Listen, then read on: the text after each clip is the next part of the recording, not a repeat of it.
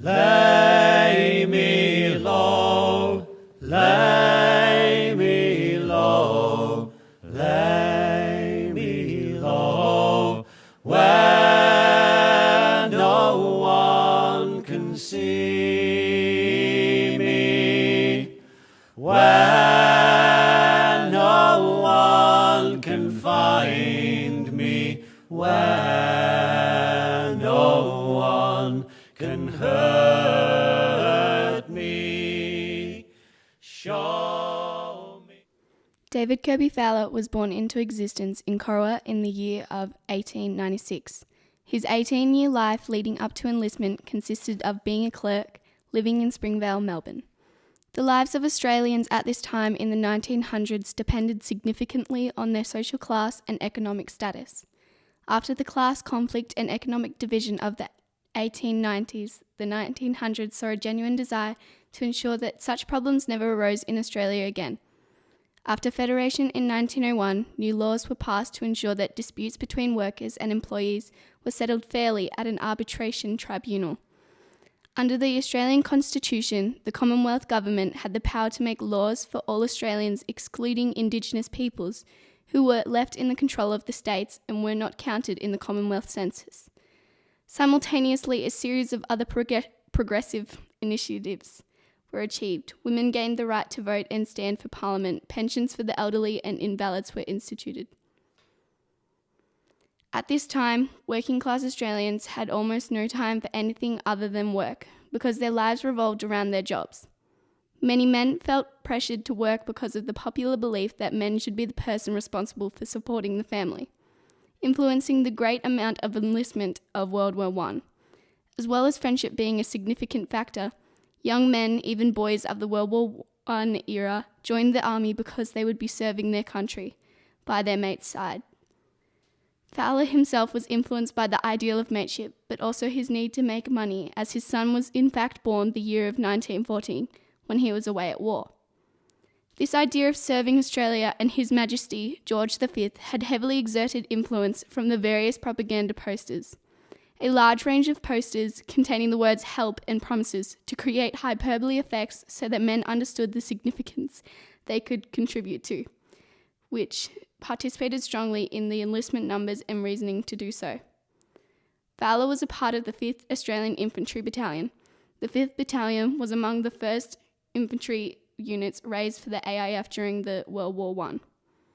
The battalion was raised within a fortnight of declaration of war in August 1914 and embarked just 2 months later.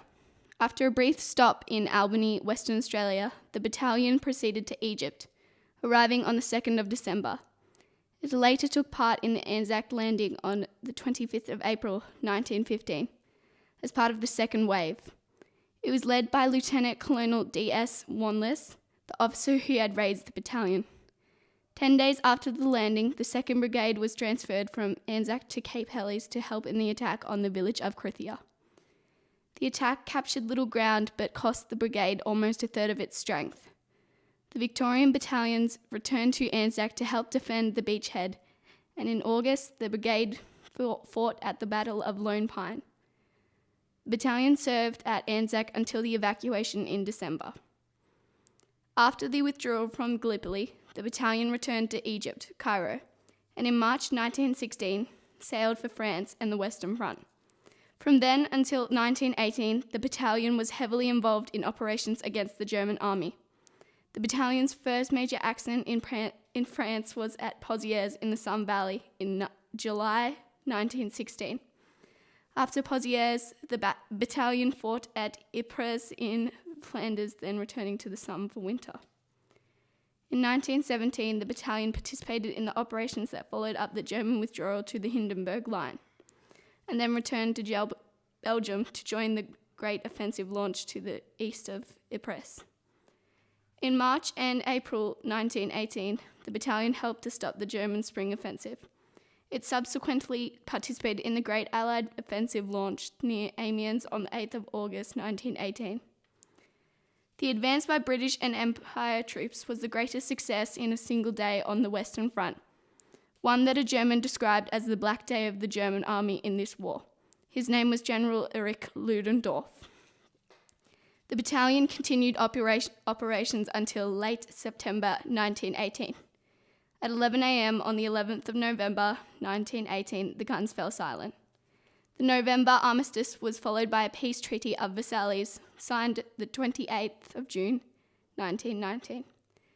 In November 1918, members of the AIF began to return to Australia for demobilisation and discharge. David Fowler claims to be the age of 19 years and 1 month upon enlistment, but upon further examination, the letter his mother has written upon discovering her son had been injured and has had no further update, she exclaims, "You can well understand the state of mind we're in. You have a young boy of your own. My son was only 18. Therefore, Fowler has falsely claimed his age, which was questionable at first as he was the legal age to enlist and had no reason to lie, until discovering his false claim of having served with the Army previously in the 51st of INF for 1 year, meaning he needed to be 18 to do that. This was not an uncommon lie to have told, as most soldiers wanted to claim they had already had previous experience so that acceptance would be immediate. And being a desperate time, it didn't matter whether it was the truth or not, as he was a competent fighter. Australia's involvement in the First World War began when Britain and Germany went to war on 4th of August 1914, and both Prime Minister Joseph Cook and opposition leader Andrew Fisher, who in the midst of an election campaign, pledged full support for Britain. The outbreak of the war was greeted with great enthusiasm. The war itself began as a result of the assassination of Archduke Franz Ferdinand, heir to the throne of the Austro-Hungarian Empire, by a young Serbian nationalist named Gavrilo Princip. This taking would lead to the start of World War I, barely 1 month later. David Fowler was among the many aboard the HMAT A3 Orvieto boat that left Melbourne on the 21st of the 10th, 1914. Therefore, he was embarked on that date and arrived at Egypt on the 2nd of December. Fowler's brigade then took part in the Anzac Landing and the overtaking of Krithia. Then in August, the Battle of Lone Pine, in which Fowler suffered a shrapnel wound to the scalp on the 6th of the 8th, 1915. This wound was debilitating, and with Fowler's severe deterioration, he was admitted to Heliopolis Hospital, located in Egypt. The severity of his injury is evident as Fowler was out of action for a total of 9 months, until the 8th of the 5th, 1916, where he travels to London in his battalion, then to France, in which he fought in the Battle of Poitiers. He then fought at Ypres in Flanders, then returned to the Somme for winter. In 1917, the battalion participated in the operations that followed up the German withdrawal to the Hindenburg Line, then returned to Belgium to join the Great Offensive launch to the east of Ypres. Fowler returns to Australia after this on the 12th of the 10th, 1918, as he has 1914 leave as a long serviceman, and arrives to Melbourne on the 25th of December. There he met his 4-year-old son for the first time and did not in fact return to the Army. He was discharged 2 months later. During Fowler's service, he suffered immensely from a condition known as otorrhea, discharge of the ear. Whilst this diagnosis is uncommon in adults, it is particularly offset from traumatic exposure.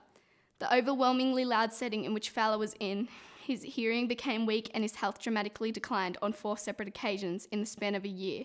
But this did not set back David's determination and willingness to serve his country, and this is evident in his promotion to corporal on the 1st of December 1915, and later on he was ranked as sergeant on the 20th of the 8th, 1917. Fowler was a survivor of war, a sergeant who served for 4 years in the Great War, and his memory lives on. His medals carried the legacy in which he earned his 1914-15 Star Medallion, his British War Medal, and his Victory Medal all tell us that he did what he did to participate in defending our nation and others too.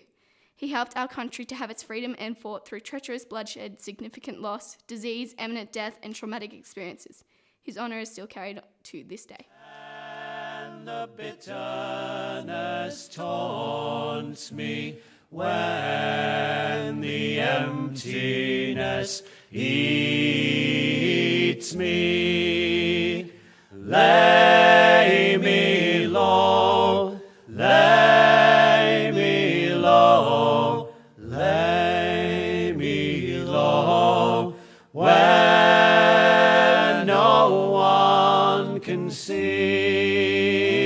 me. Where no one can find me, where